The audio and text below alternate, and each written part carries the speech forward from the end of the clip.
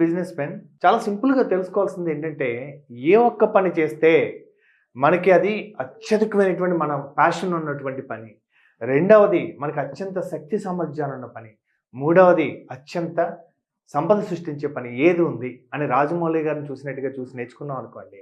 Absolute passion, world class competence, wealth creation. అప్పుడు ఆటోమేటిక్గా ఏమవుతుందంటే, ఒక్క దాని మీద అలాంటి దాని మీద ఫోకస్ చేస్తే మిగతా విషయాలన్నీ చిన్న చిన్న విషయాలు అయిపోతాయి.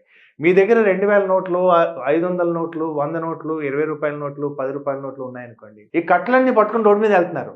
సడన్గా రాయి తగిలి పడ్డారు, అన్నీ ఎగిరి కింద పడిపోయినాయి, గాలి వచ్చి ఎగిరిపోతున్నాయి. మీరు 10 నోట్లు మాత్రమే పట్టుకోగలరు. ఆ 10 నోట్లు ఏ నోట్లు పట్టుకుంటారు? 10 రూపాయలు పట్టుకుంటారా, 2000 రూపాయల నోటు పట్టుకుంటారా? సిమిలర్గా ఒక బిజినెస్ మ్యాన్ రెవెన్యూ జనరేటింగ్ ఎక్కడుంది? ఫస్ట్ మీ ప్యాషను, కాంపిటెన్స్, రెవెన్యూ జనరేటింగ్, ఈ 3 ఎక్కడున్నాయో అలాంటిది ఒక్క గోల్ పట్టుకుంటే మిగతా విషయాలకి ఈజీగా నో చెప్పొచ్చు.